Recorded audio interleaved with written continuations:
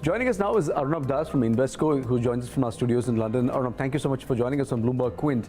What have you made of the budget this time around, particularly the headline budget deficits numbers? Did you find what the government said is credible from a fiscal consolidation standpoint?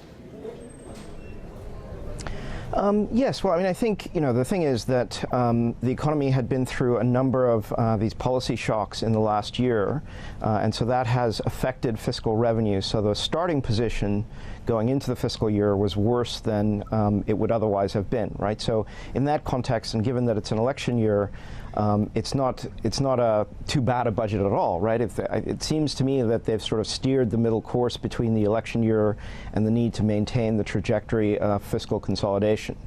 Now that said, it's not the kind of budget that's going to give the RBI much room to do anything, I think, other than think that inflation is going to continue its bounce back. And so we're probably heading to a place where the next move of the RBI is up rather than down. Right, as is somewhat priced into the market already.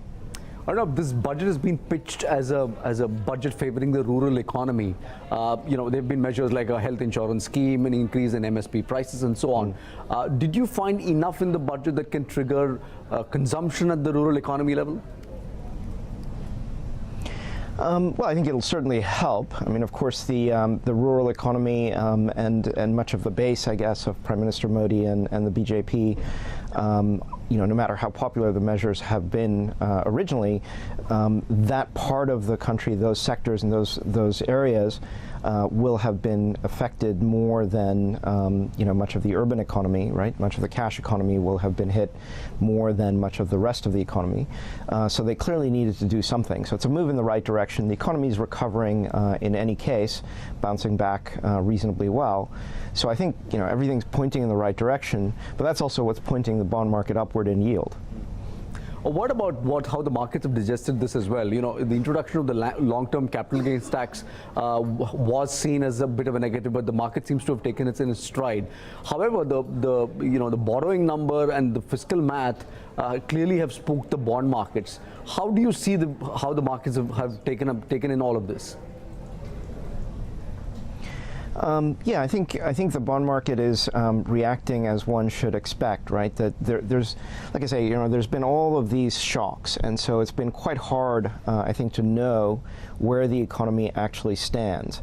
And I think, there had been this kind of debate and this strongly held view in some quarters that India was experiencing a structural fall in the inflation rate.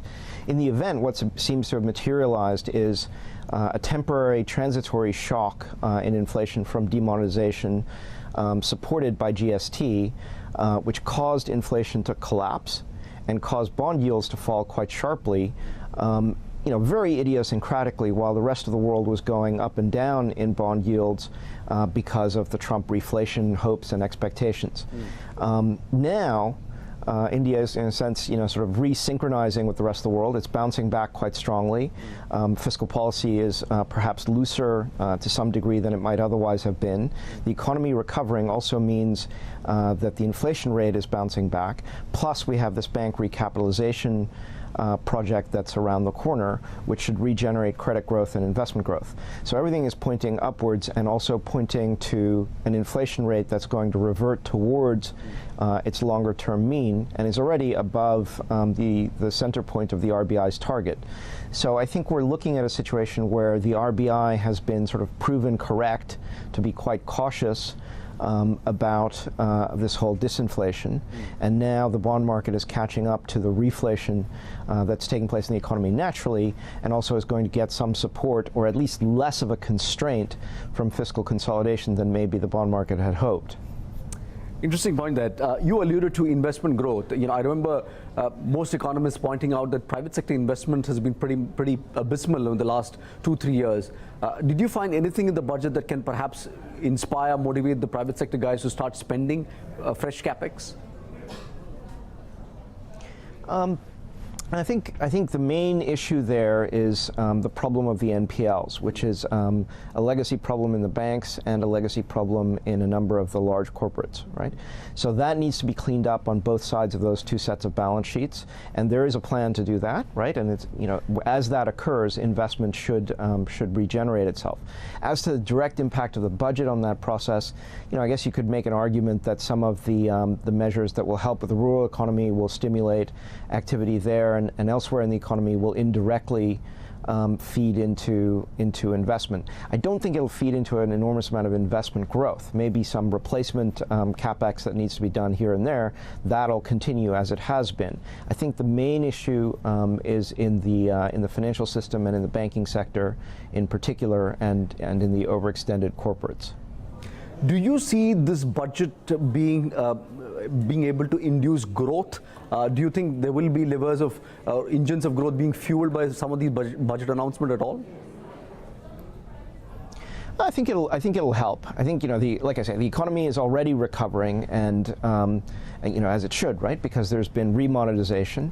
The GST is gradually being absorbed, and there's been an adjustment. So these measures will help. They certainly won't hurt that process. But like I say, it does come at the cost of a slightly more, you know, a slightly higher budget deficit number and a slightly more delayed fiscal consolidation process than had originally been envisioned. I don't think you're going to get I don't think that what's taking place in the bond market and this, you know, jump in yields is really an expectation that something has gone wrong in the fiscal story, right? It's just that people, I think, had been expecting a bit too much from this disinflationary effect, and expected maybe a bit too much fiscal consolidation in, like I say, in, after all, what is an election year. So I think it's, you know, I think it's okay, broadly speaking. I think the big picture here is that the inflation rate, the nominal growth rate, the real growth rate, they're all bouncing back. And so that points the way upward in yield, points the way towards the RBI moving into a tightening mode when the recovery comes through, in order to keep this inflation rate back under control. One final question, Arnab. For foreign investors looking at India, does this budget change their view in any form, favorably or otherwise? No, I think it's you know, it's okay. It doesn't you know, it's not a home run budget that would have required you know, a stronger fiscal consolidation, and it's not nor is it a kind of, you know, blowout kind of budget where there's too much spending going on. Like I say, it's kind of a middle of the road course, and so the adjustment that's taking place is in the bond market in response to that, and I think that'll give investors pause, because in the rest of the world, because we're at a stage where you know, long duration assets, long-term treasury bonds around the world are under somewhat downward pressure, because the whole world economy is doing very well, and reflation is working, QE is ending, or at least being tapered, depending on whether you're talking about the Fed or the ECB.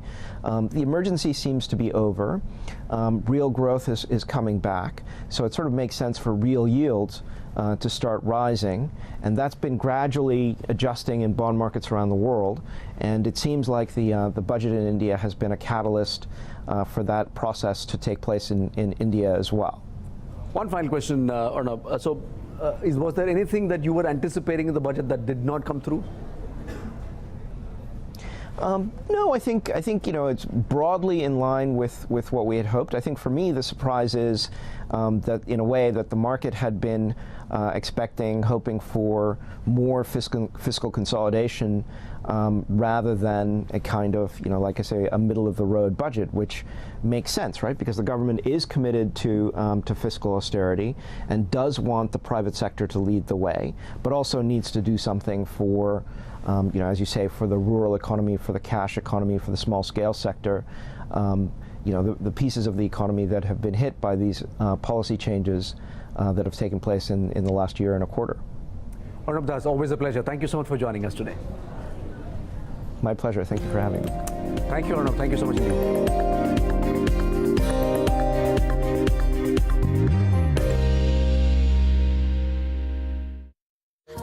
बढ़ते समय के साथ बढ़ती सुरक्षा का वादा।